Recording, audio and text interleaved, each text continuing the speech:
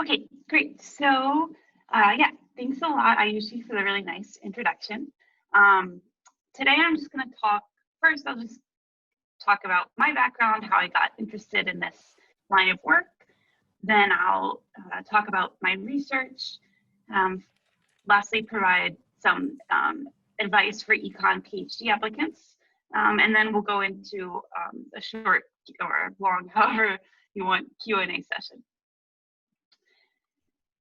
All right, so about me, I grew up in Virginia, which is a state in the US, and I grew up in a very rural area. My parents are both doctors, so I had sort of assumed for a long time that I would just become a doctor as well. But in high school, I guess I started noticing in this rural area that there was a lot of income inequality. So there are a lot of households that had very large houses, really large swaths of land, but then there were also a lot of really poor households, and that had much smaller homes, much smaller amounts of land, and the whole mindset for how these different households viewed opportunities and viewed life and viewed how they wanted what they viewed as the ideal life for themselves was really drastically different. And so this difference was really interesting to me, troubling at some level, and I became really fascinated by this. And then at the same time, I had started taking IB economics in high school, and the teacher I happened to have been retired from the World Bank, and so I had sort of thought of economics before that as related to the stock market or something like that.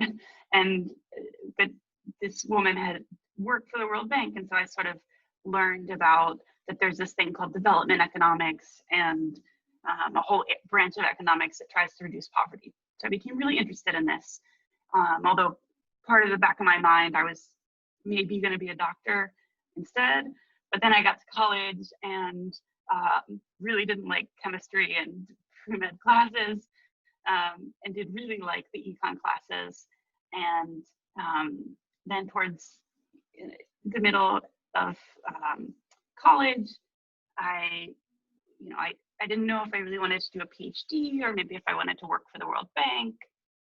And so one of my advisors said, well, why don't you should do a PhD, and then you could go into academics, or you could work at the World Bank. And then that felt like a good idea to me.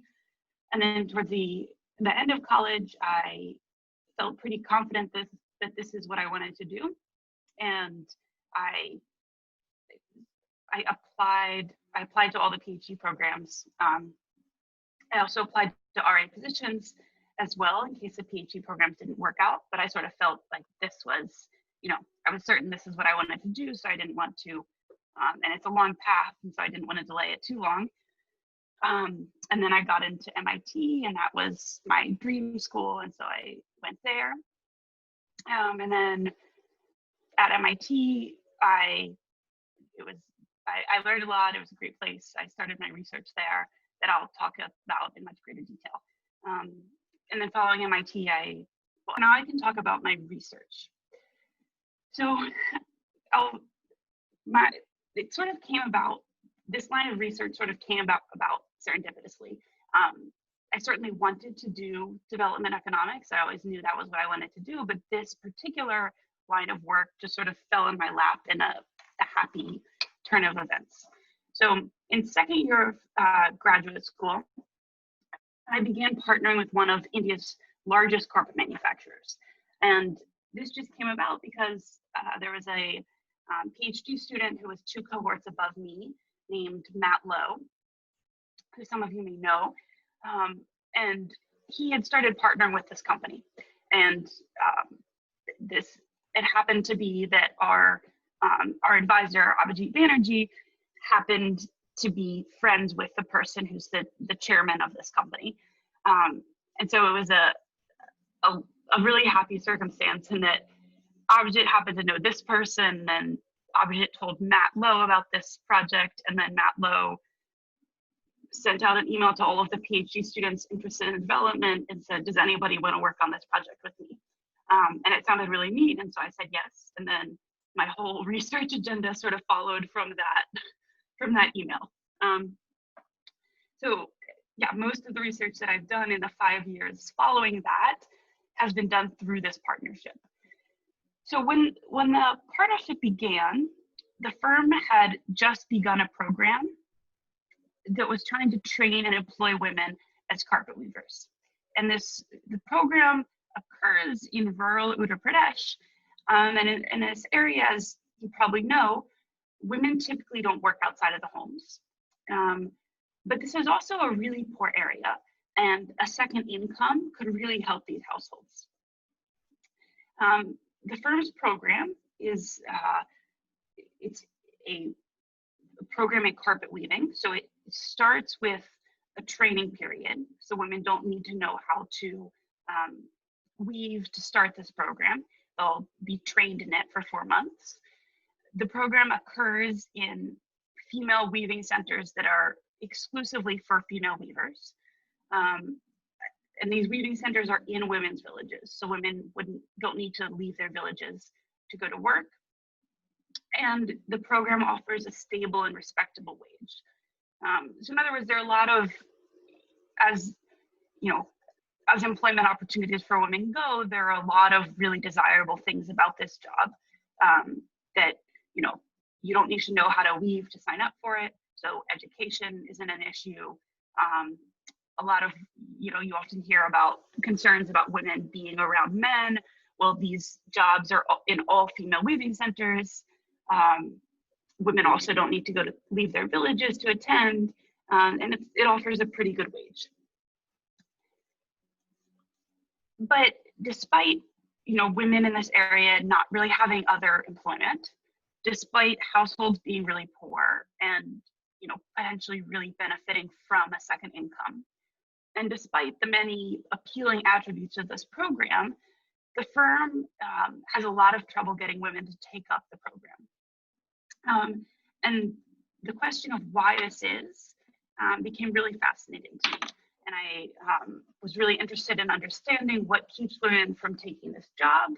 And then I was interested in, what interventions could be done to increase take-up.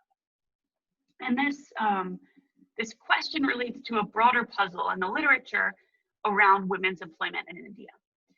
So you may know that India's female labor force participation rate is among the lowest in the world. So it's currently at just 23%, which is much lower than the rate of 47% across low and middle income countries, and a stark contrast to the rate of 79% for men in India. And so there's a discussion amongst academics about why this is and what can be done to raise women's employment. And this work with the firm and the puzzle that the firm is facing really ties into this question. So what have I done so far with this, through this partnership? So there are broadly 3 projects. The first project was what I started right away with Matt Lowe. And so we observed that husbands tend to be less supportive of women working in this setting than women themselves are. And so we got the idea that maybe the husband just makes the decision about the sign up for the program and the woman isn't involved in the decision at all. So given that husbands tend to be less supportive, this would be consistent with the sign up rates being quite low. We did an experiment that tried to vary how the opportunity with the firm's position is presented to households, and we tried to vary, how it's presented in very subtle ways to try to get women more involved in decision making. So some of our treatments, for example, told women about the job instead of their husbands. Other treatments, told both of them, but told them separately. And then there was also a treatment that told them together. And then following that, they were given 3 minutes to discuss the opportunity in the presence of a surveyor and encouraged, and that sort of kick-started this decision, but a decision process that involved the woman herself. So the next project, this was one that I worked on just on my own, and this was the one that Ayushi was a wonderful research assistant on. So the idea that motivated this project is that maybe women lack a general sense of self-confidence that would be required to act on their desire to work. So, if women are if women want to work, and if they're going to, that's going to require a lot of actions on their part. So they might, especially if their husband is not enthusiastic about them working. And maybe they just lack an aspect of their psychology, like this general sense of self-confidence that would motivate them to take all of the steps that are required to work. So the key experimental intervention in this project was a psychosocial intervention that sought to raise women's general sense of self-confidence. So this was delivered in group counseling sessions held over the course of a month. That was, the key experiment in this, the key intervention in this project, but I had a variety of other experimental manipulations that contribute to this sort of idea of self-confidence, but they also happen to allow me to look at the effects of employment.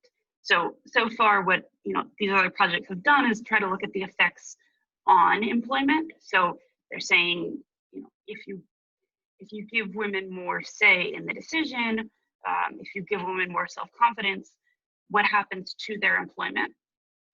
But then these other interventions are going to allow me to say, once women start working, how does that affect them? Now, the last project isn't really a project quite yet, but I just put it on here because to say that it's very much ongoing partnership.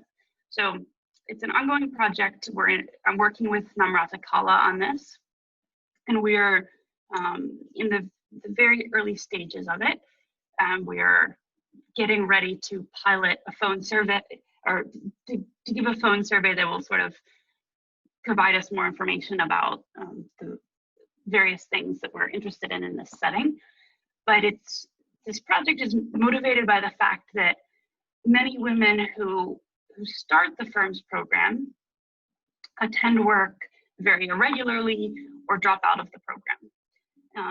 And this relates to issues of absenteeism amongst workers in developing countries in general.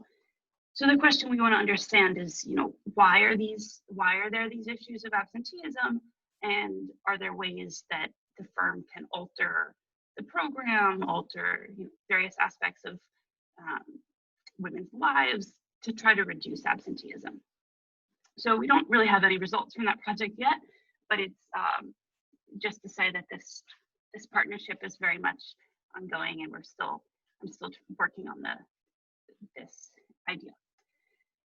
So what are broadly the lessons that I feel like I've learned from this work? And I've certainly learned a lot of personal lessons and grown as a researcher from the work, but these are more takeaways for policy, for economics. So I guess I break these down into 5 different lessons. The first is that family opposition to women's employment is a key constraint to women's work. So, and a really important reason that women don't work in this setting is that their husbands and their in-laws don't want them to. The second lesson is that a psychosocial intervention to raise women's general sense of self-confidence can actually lead women to persuade their families themselves that their family members should work. And I'm not sure if you guys have read much work on household decision making, but this in like theoretical economics, this idea that an aspect of psychology, of individual psychology, can affect household decision making is pretty novel. And it's a very interesting, certainly interesting to me, and hopefully to others. But it also, I think it also seems immensely plausible that if you have more self-confidence, you might be inspired to go try to persuade your husband to do what you want to do. And I also find that this psychosocial intervention can raise women's employment. Now, the third thing I think I've found is that intervening in a household is a very delicate endeavor. So in that project I worked on with Matt Lowe, for example, where we tried to give, we tried out these very subtle interventions to give women more say over the decision.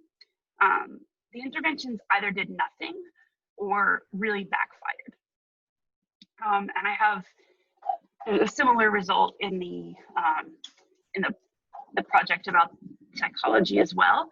And I think this just suggests more broadly that the balance of power in households is very fragile.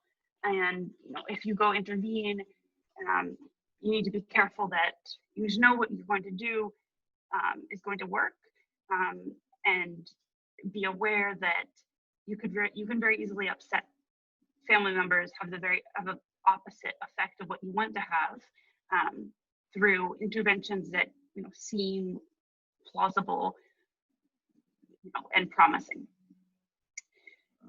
The fourth lesson is that with the right interventions, it can be relatively easy to convince families that women should enter the workplace. So in the second project, I also considered this intervention that was just a really simple 6-minute long video intervention to try to promote women's employment to women's family members. And this was, a very simple intervention, just a video that was 6 minutes long, and it has a really dramatic effect on women's take up of the firm's program and their employment in general. And it was, certainly a very light touch intervention, which, suggests that when you have the right interventions, of course, as I mentioned, there are many that don't work and can have the opposite consequences. But with the right ones, it can be relatively easy to convince women's families that women should enter the workplace. On the other hand, convincing them that women should stay in the workplace is much more difficult. And so none of the interventions that I've come up with and studied so far have long-term effects. So some of them increase employment in the short run, but over the long haul, there aren't really any changes. And so that's, motivates further research to try to understand interventions that can have that can produce more persistent increases in family support for women's employment, and more generally, more persistent increases in women's employment. Now, then the last sort of lesson is, all of this so far is about how you can raise women's employment, either by empowering the women themselves through their psychology, or allowing them to have a say in the household decision, or trying to remove the household barriers that they face to work. But another question, though, is once women start work, how does working affect women? So in this setting, it seems to be that employment, and in particular participation in the firm's program, does give women more influence over decisions. But a key caveat is that these are decisions that women make independently, perhaps with their own earnings from the program, rather than jointly with their husbands. So it's sort of a mixed bag here, and that employment can empower women to make more, to have the ability to make more decisions. But at least in this context, it doesn't seem to really give them more say in decisions that they make jointly with their husbands. All right, so those were the key, what I had to say about my research. So of course, I'm happy to take more questions later on. Now I was just going to turn to some advice for those of you who are interested in considering applying to PhD programs in economics. And I'm talking about econ PhD programs because that was what I did. And that's certainly what I know about the most, though some of the advice could help for others who are interested in other sorts of graduate programs. So the first thing that I'll tell you is you should be sure that you want to do this. It's not an easy path. It's a long, the PhD itself is 5 or 6 years. Then you'll do a postdoc after it. Then you'll start on this is if you want to be an academic. Then after a postdoc, then you would start on a tenure clock. And so it's a long road. And it does require a lot of work and mastery of challenging concepts. There are, of course, benefits, and I love this path, and I'm very happy that I do it. But just it is something you should be aware of, that it's not an easy path to take. And the other issue is that it's much more difficult if you're questioning whether this is what you want to do. It can, if you're certain this is what you want to do, then, all of the problem sets you have to do in first year of graduate school, all of these really difficult concepts can sort of, they can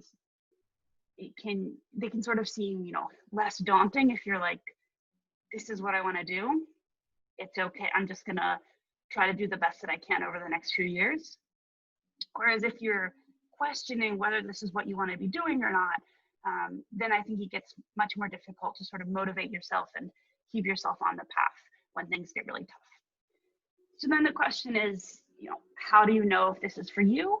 So you can, take classes in economics, read economics papers, listen to lectures in economics, and then think, are these topics that interest you? Do you sort of, quote unquote, think like an economist, or does the line of thinking that economics and economists take, does that sort of feel natural to you, and you do sort of see yourself thinking in that way? The other thing you can do is to get involved in research. So, there are a lot of research opportunities in India with JPAL, for example, and a lot of, even in the US, a lot of opportunities to be a research assistant for a faculty member. And those are great ways to get a sense of what research is like. The other thing I'll say, though, is that I think independent research experiences or other experiences like it, where you are really driving the idea, the whole project, these sort of experiences are harder to come by and probably aren't necessarily as rewarded on a grad school application as being a formal research assistant, largely because it's hard to understand what independent research opportunities a candidate would have done exactly. But that sort of opportunity, I think, is really valuable for knowing whether you want to do research yourself.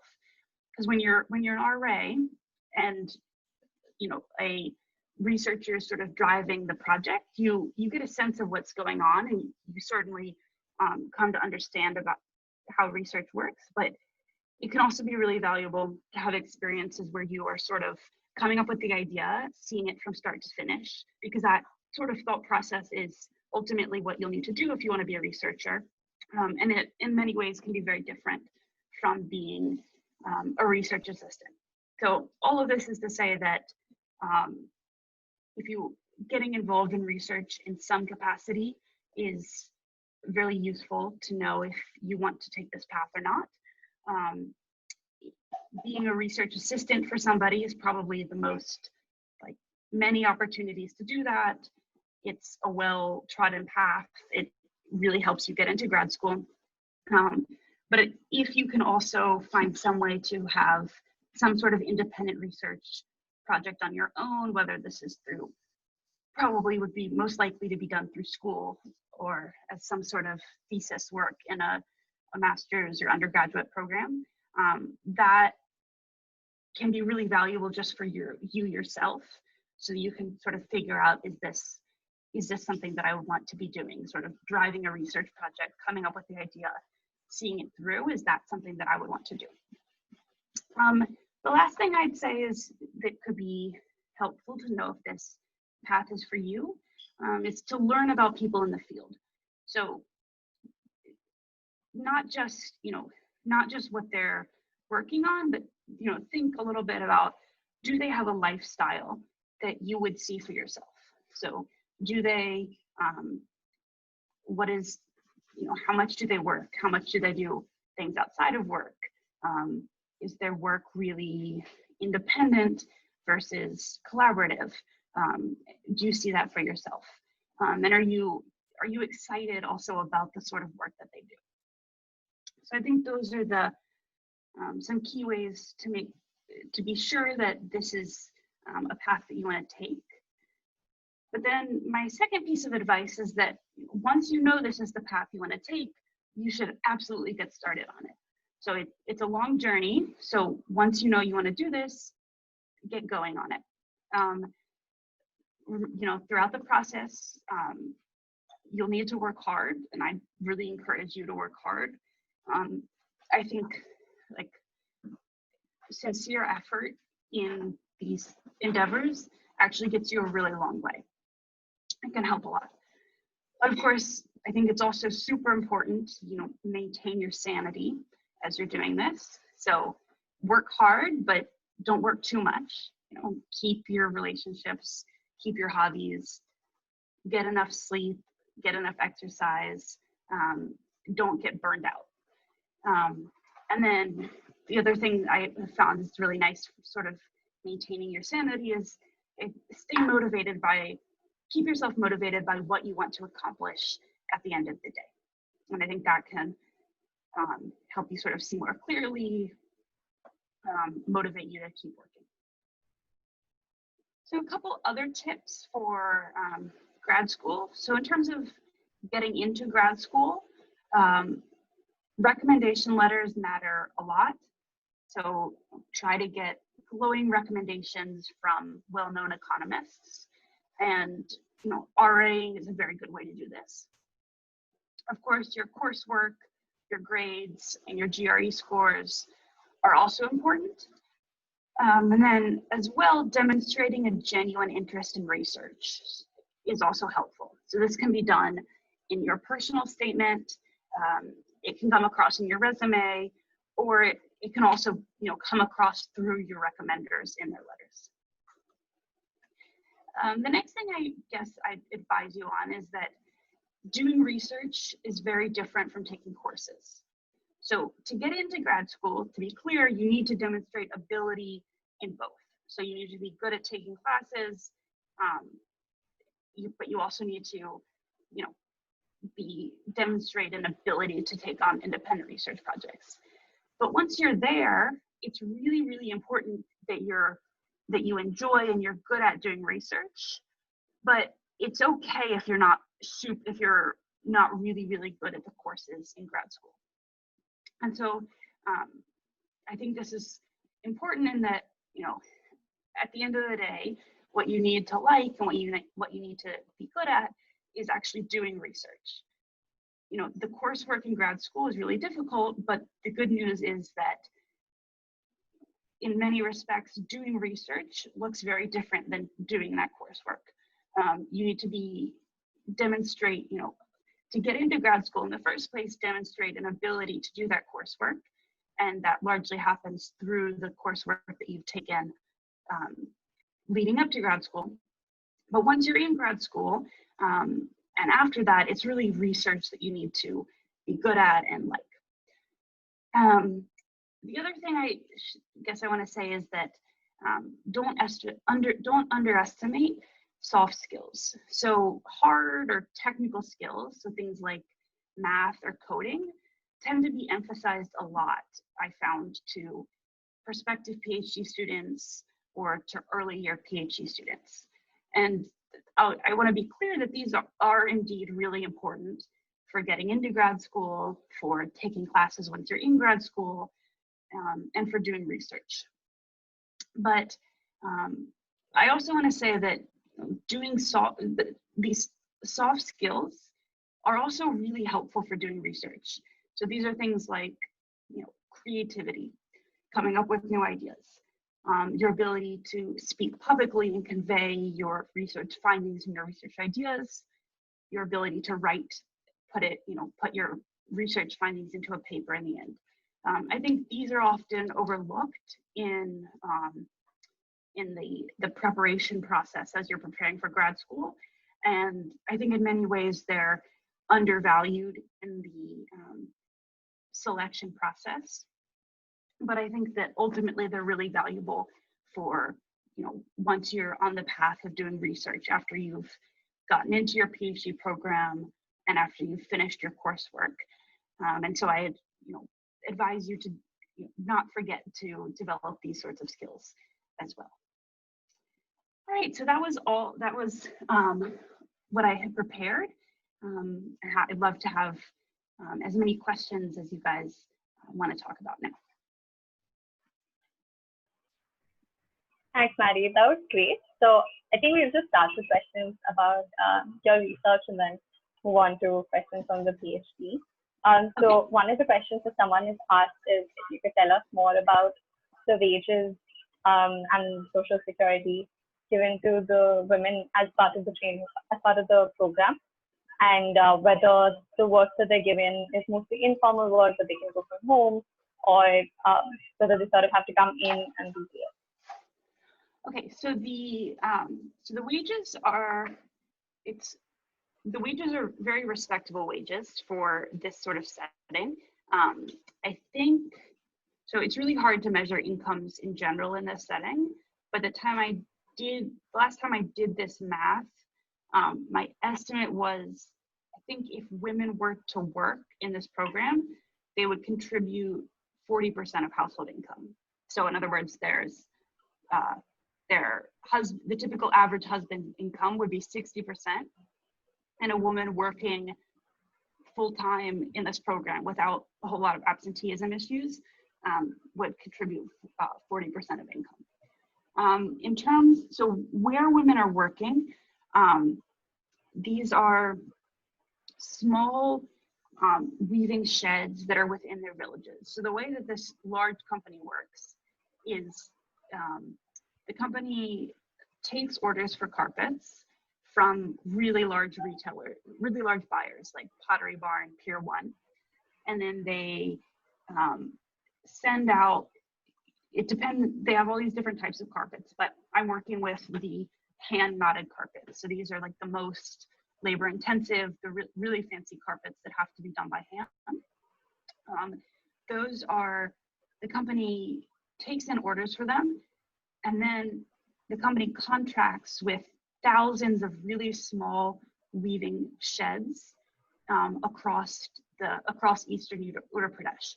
And these are little sheds that are owned by some village household and employ about 20 weavers.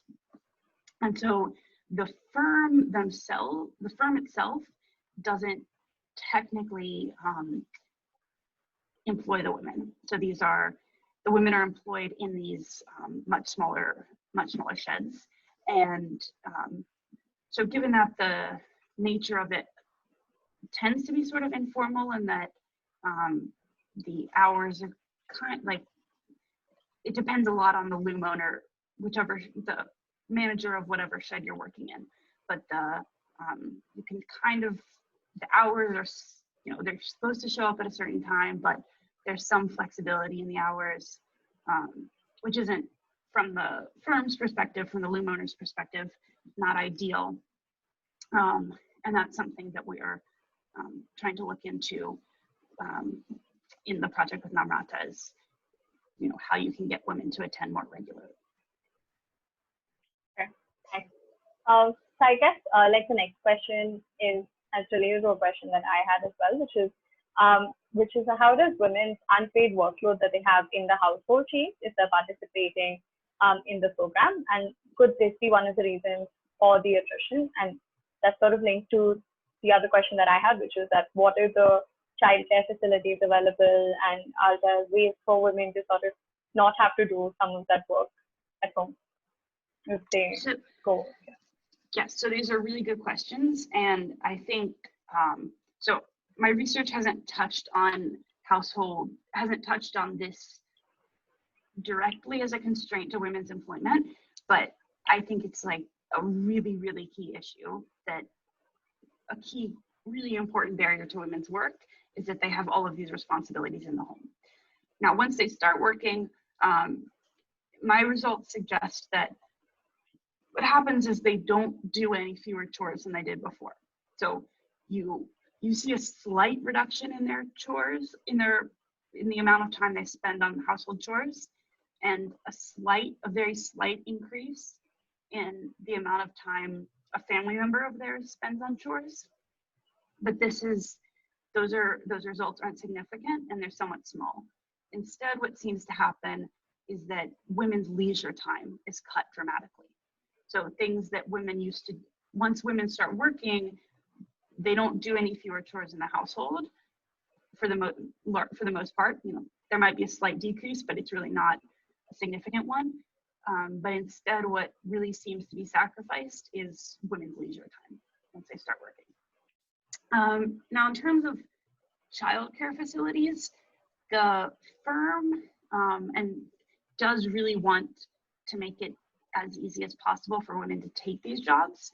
So they have in these loom centers for women a small area of the loom center where babies can stay and things. My read is that it's really difficult to make that work for a woman if you have young children. You can bring them to work and things, but my sense is that it's difficult to make that work for child rearing, to sort of have your child in a crib in one corner of your workplace. And then of course, children are just one of the chores that women are responsible for in the home. So that's, that could help with childcare, but maybe it doesn't help with cooking dinner and things like that. Yeah, thank you. Yeah, that answers those questions. Another question that Vanshika had is how empowerment is measured in the studies that you do. Is there things like employment levels or also asset ownership, and some sort of like how is sort of the index of empowerment of states constructed? That's a really good question. I think largely, I don't really have a great sense of what empowerment and how one would go about measuring empowerment. So the research I've looked at has taken various aspects of empowerment and then tried to either manipulate those and see what the effects on employment are, or manipulate employment and see what the effects on those measures of empowerment are. So the things that I've looked at are how much say a woman has over household decisions. So, trying to manipulate specifically how she is involved in a particular employment decision, or, how much say she has over decisions in her household more generally.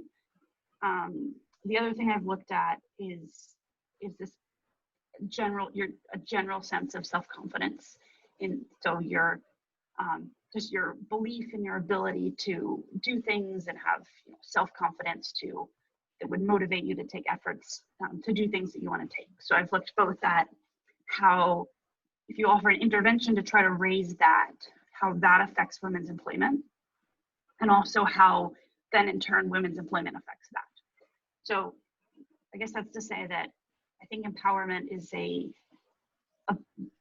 really large concept. And to be honest, I'm not exactly sure how you would measure empowerment itself.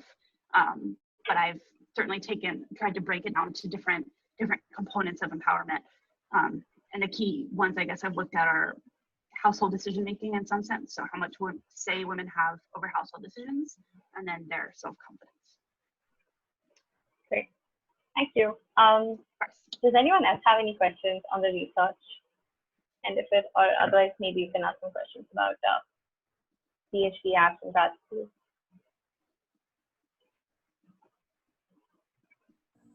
Hi everyone. My name is Veda Patwardhan. I am a PhD candidate um, in public policy at the Evans School here at UW Seattle. Very interesting research, Maddie. Thanks for this presentation. I just had one question about your findings. I think you mentioned there was some family, like familial constraints to women's ongoing participation. And I was wondering if, you had a chance to look at family structure, who in the household kind of was responsible for that. Just any insights on like family composition or family structure. So that's a really good question. I don't have a sense of who exactly it is in the household.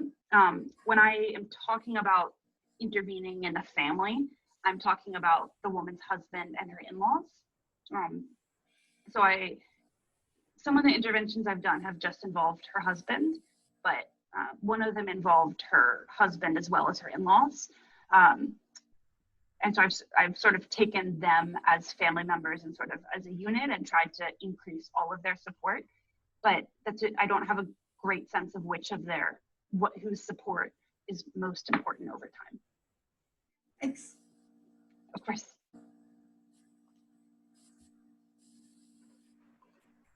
Great. Are there any other questions on research?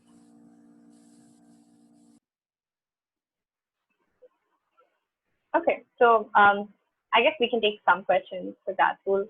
I guess like I had a question, which is just generally, there's a lot of uncertainty because of COVID. So how would you suggest, like, is there any specific advice you'd give to people who are thinking of applying in this sort of COVID situation this year?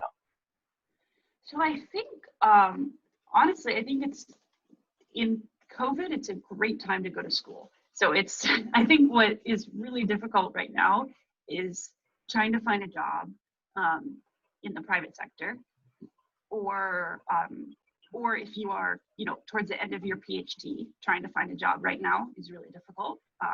Or if you're sort of midway through your PhD and you are trying to start field work, that is really difficult right now. But honestly, I think that it's a great time to start a PhD, partly because it's harder to find jobs right now and do other things. So going back to school is a really a great thing to do right now. One thing to be wary of is that the courses might be online for the foreseeable future. So I think right now most PhD programs that I'm aware of, at least I think most of the classes are online, which isn't great. I certainly would prefer taking classes in person, but it's doable and you can still learn and make progress. Great, thank you. Does anyone else have any questions they'd like to ask on grad school or just general life advice? I guess I do have one question for those of us planning to go on the job market soon. Are there any pointers or any helpful tips you might have navigating the job market this fall? So are you going this fall or next fall? Or yes, I'm planning to go on the market this fall. Okay, so I think that so I guess first I can give you just tips like more generally on going in the market in general, not necessarily. So I think okay, so a few of them are you going to be on the econ market or which market? No, so my PhD is in public policy, so right. I'm looking at non-academic but also academic options. Oh, okay. So I of course went on the econ market, so I don't know exactly how the public policy market works. But I think a few things to keep it, I guess the main sort of advice that I got is that as you're going through the market, like maintaining your sanity is, I found like the most important thing. So, try to maintain a normal schedule of like sleeping and working, and try to, at the end of the day, your research is really important and the quality of your research is really important. So try to work on that, but not really let yourself speculate about, am I going to get this interview? Am I going to get that interview? So I found just sort of keeping your head down, focus on the research itself is really helpful. And then as well as sort of just taking care of yourself and trying to maintain your sanity. In terms of the market this year, I don't have a great sense of how it's going to go. I've heard, some people, I think I've heard a couple things. So I'm not on the market and certainly not deeply involved in it, but I've heard a couple things. So I've heard that the European market doesn't really seem to have been affected in the same way that the American market is. So if you're open to going to Europe, it might not be, super difficult. And the other thing I've heard is that people have really reacted to this, in that I think a lot of people are taking another year for their PhDs or taking a postdoc and not really going on the market right now. So I think ultimately we don't really know how that's going to play out. It could just be that really few people go on the market anyway, and so there's not really an issue in the end, and that there are fewer job opportunities, but there are also fewer candidates, and so the candidates who go maybe won't have as difficult a time as people are fearing. So yeah, that's Thank you. Of course, really good luck.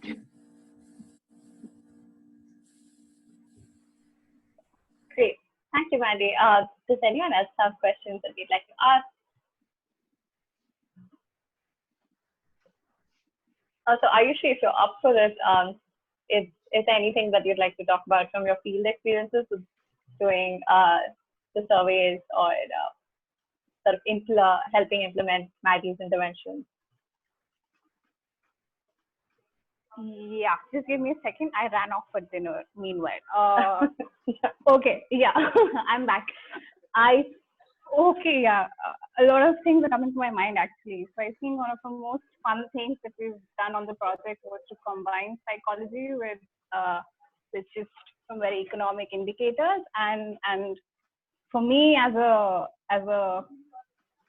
person who just started out on the journey to research, I think it was just very fascinating. So I think a couple of things that were a huge pain to put together, but were, I think, one of the proudest products of our work were, for example, I think somebody just asked about how did we try to measure empowerment. So one of the indicators, one of the set of questions that we used were psychological outcomes. And the area that we were working in Mirzapur, monsoons are crazy. I mean, you'd enter villages and you'd just be, I think there's like a flood that just takes you wherever it goes. So I remember one of my first few times when I was piloting the instrument, effectively communicating the essence of a psychological question to the women in our setting. They would go off on some very, very, of course, like the first draft has all these literal translations that you go out with. And I remember running into so many problems where we had the police come in, or like the local village pradhan come in and ask us questions about, why you're using these terms, which are completely innocuous. So, coming to that final draft of the psychological outcome questions, still a prized possession. I am never going to forget the number of iterations we've had on that draft. So that that for sure was amazing. And I think this other memory that I think I really hold very, very close to my heart is that 1 year post conducting the intervention. So one of the interventions that we implemented was to sit down with a group of women and administer these sessions. They were trying to, just give them some time to think. So imagine the kind of women we had in our sample who just have like they get up at 6 in the morning, do all kinds of household chores during the day, and then they just sleep off at 11. They never were actually given the opportunity to sit and think about anything in their life. So I think our sessions allowed them to do that for a while. So 1 year later, when we went back to do some follow-up focus group, Maddie and I had spent nights trying to figure out the content and what needs to go in those sessions as well. And women were repeating characters from the stories that we had thought about, these other visualizations that we had planned. And, a lot of times when we get so carried away with work, we don't actually stop and think about, these other effects that your work might be having on other people. And I had a goosebump moment when people were just talking about the content that they'd heard 1 year back from a random, organization trying to sit them down and having sessions. So that is, I think that was the moment when I felt that I did something that actually left some impact on the sample that we worked with. So yeah, 2 things that I very fondly remember from this project. Those were so good memories. Yeah, fun stuff, a lot of fun stuff. Great. Thanks, Ayushi, for sharing that. And thank you so much, Maddie, for taking all of the questions. And Thank you for inviting me. Okay, thank you for dialing in so early in the morning. No, not a If I problem. may chime in at the very last moment. I'm sorry for the last moment question that I have for you. No worries. Thanks a lot for the talk. And so my question, I work in research and in the past few months have had to adapt to phone surveys for primary data collection. So my question kind of is about that, which is what kind of future do you foresee for interventions, especially when it comes with, say in your study context, and like at this point of time, we only see interventions which can be for, especially for knowledge or information, which can only be extended via IVR or direct phone calls when social distancing has become the norm. So yeah, that's what I want to ask about. Like, what future do you see for interventions, primary data collection, and randomized control trials in general? Yes. It's a really good question. I think it's on the top of a lot of people's minds. I think the first thing I'll say is I don't really know. It's certainly the case that things are being done, interventions, RCTs are being done over the phone. So I'm working on a project with elderly in Tamil Nadu, and we're getting ready to launch a phone-based counseling intervention for the elderly. And so that, we initially were going to do this counseling in person, but now it's going to be done over the phone. So that took some adaptation, but it seems like it could work. So I guess the first thing, the key thing is I'm not exactly sure. The second, I think, is that a lot of it can be done over the phone. And so I think you'll see more things going to the phone. The other thing that is actually kind of surprising to me is that a lot of parts of India seem to have opened up. So like this firm, the partner firm that I'm working with and talked a lot about today, we're getting ready to do this phone survey, and they sort of said, why do you have, like, we don't really, doing it over the phone isn't going to work very well. People are better in person. Like, all of India is opened up again. Why can't you just come do it in person?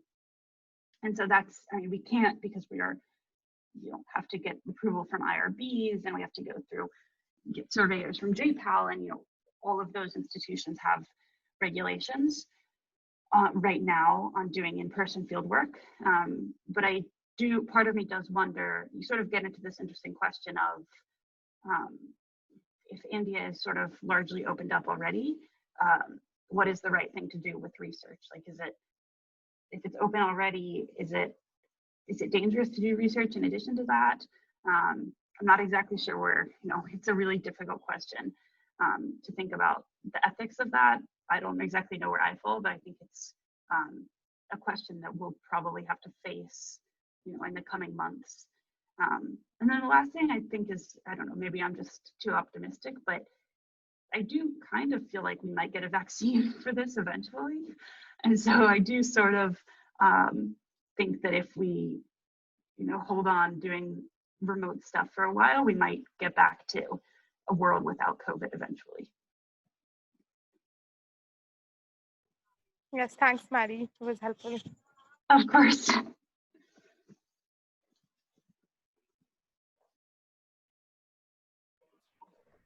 Okay, great. So does anyone else have other last questions?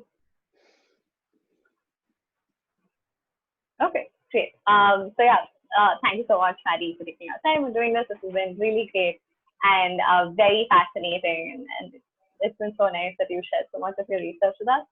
And thank you all for tuning in on a weekday at dinner time. And I hope you all got to eat dinner during the session. And yeah, stay tuned for more Women in Econ stuff. We will be doing more sessions. We have a reading group coming up. So yeah, we'll keep everyone in the loop. Thank you so much. Thank you for inviting me. It was a pleasure to Thanks, meet you guys. Maddie. Bye. Bye, everyone. Thanks, Maddie. All right. You're welcome. All right, let me stop my share.